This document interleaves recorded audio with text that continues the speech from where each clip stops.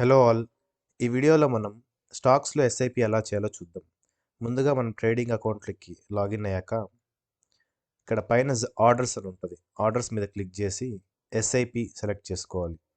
ఎస్ఐపిలో first time చేస్తున్నాం కాబట్టి create new SIP అని క్లిక్ చేసి ఎస్ఐపి పేరు ఏమిటో ఇచ్చుకోవాలి.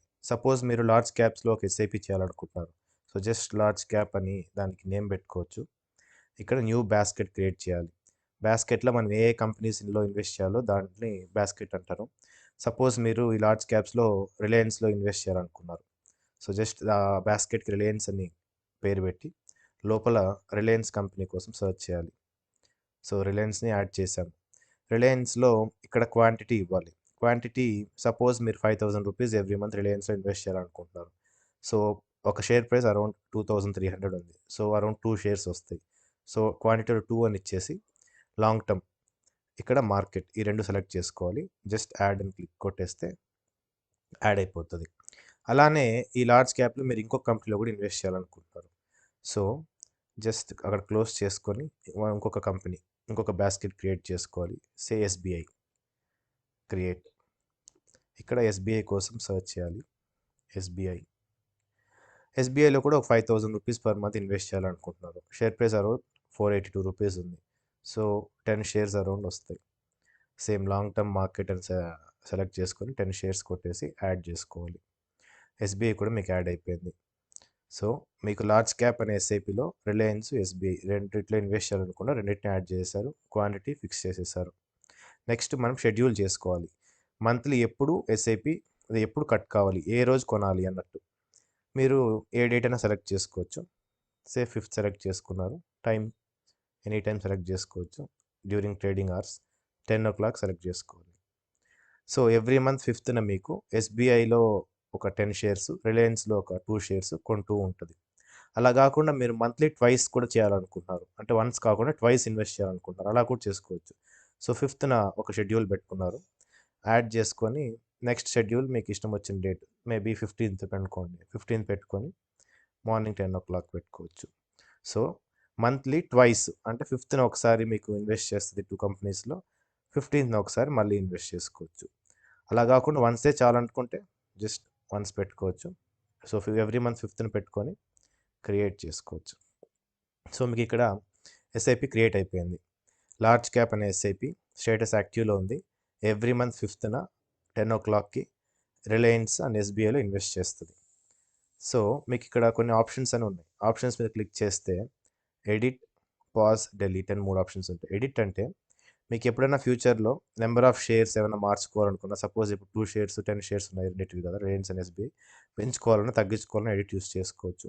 అలా కాకుండా మంత్లీ మీరు 5th కాకుండా 10th మార్చుకోవాలన్నా మార్చుకోవచ్చు. సో ఎడిట్ ఆప్షన్ ద్వారా ఈ ఆప్షన్స్ మీరు చేంజ్ చేసుకోవచ్చు. పాజ్ అంటే ఇన్ కేస్ ఎప్పుడైనా మీకు డబ్బులు ఇబ్బంది అయ్యి అనుకున్నప్పుడు అలాంటి టైమ్స్లో పాజ్ చేసుకోవచ్చు. సో ఆ టైంలో ఎస్ఐపిస్ కట్ కావు. యూజువల్గా ఎస్ఐపిస్ పాస్ చేయడం రికమెండబుల్ కాదు, బట్ అవసరమైనప్పుడు చేసుకోవచ్చు. డెలీట్ అంటే కంప్లీట్గా మీకు ఎస్ఐపి ఇంకా స్టాప్ చేశారనుకున్నప్పుడు డెలీట్ ఆప్షన్ యూస్ చేసి డెలీట్ చేసేయచ్చు.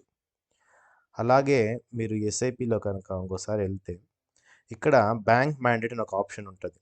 యూజువల్గా ఎస్ఐపి అంటే ఎవ్రీ మంత్ మీకు ట్రేడింగ్ అకౌంట్లో ఫండ్స్ ఉండాలి. సో మీరే మాన్యువల్గా ఎవ్రీ మంత్ యాడ్ చేసుకోవడం అనేది కొంచెం కెంబర్సమ్ ప్రాసెస్. సో దానికంటే ఒక బ్యాంక్ మ్యాండేట్ కనుక మీరు సెటప్ చేసుకున్నారంటే ఆటోమేటిక్గా ఒక డేట్న పర్టికులర్ డేట్లో మీకు బ్యాంక్ నుంచి దీనికి ఆటోమేటిక్గా ఫండ్స్ ట్రాన్స్ఫర్ అవుతూ ఉంటాయి. ఇది చాలా సింపుల్. జస్ట్ బ్యాంక్ మ్యాండేట్ మీద క్లిక్ చేసి క్రియేట్ న్యూ మ్యాండేట్.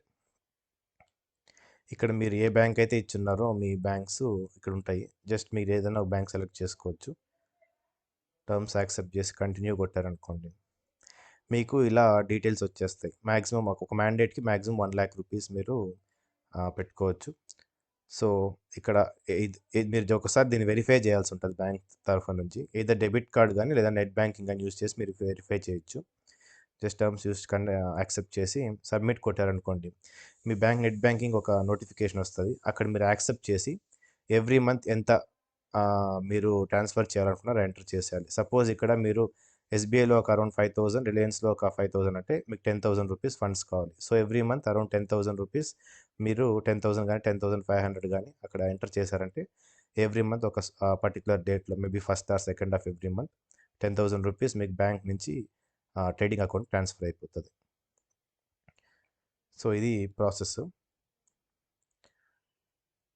సో మనము ఇప్పుడు ఎలా ఎస్ఐపి క్రియేట్ చేయాలో చూసుకున్నాం. అలానే మీరు ఇంకొక ఎస్ఐపి కూడా క్రియేట్ చేసుకోవచ్చు. అంటే at a time large cap అనుకున్నారు, ఇక్కడ న్యూ ఎస్ఐపి క్రియేట్ చేసి ఇంకొక స్మాల్ క్యాప్ కూడా క్రియేట్ చేయొచ్చు. Just same process. ఇక్కడ స్మాల్ క్యాప్ అని ఇచ్చేసి మీరు ఆ స్మాల్ క్యాప్ కంపెనీస్ ఏవైతే ఉన్నాయో అవి సెలెక్ట్ చేసుకొని సేమ్ ఇప్పుడు మనం చేసినట్టే ఇంకొక ఎస్ఐపి కూడా క్రియేట్ చేయొచ్చు. అప్పుడు మీకు ఇంకొక రో వస్తుంది, స్మాల్ క్యాప్ యాక్టివ్ అని వచ్చి ఏ ఏ కంపెనీస్ ఉన్నాయో మెన్షన్ అవుతుంది. సో ఇలా మీరు ఎన్ని ఎస్ఐపిస్ అయినా చేసుకోవచ్చు. సో ఇది స్టాక్స్లో ఎస్ఐపి చేసే ప్రాసెస్. మీకు ఈ వీడియో హెల్ప్ అయింది అనుకుంటున్నాను. సో ఇంకా మోర్ వీడియోస్ కోసం సబ్స్క్రైబ్ చేసుకోండి. ఇంకా చాలా వీడియోస్ రాబోతున్నాయి. తిరిగి నెక్స్ట్ వీడియోలో కలుద్దాం. అంతవరకు హ్యాపీ ఇన్వెస్టింగ్.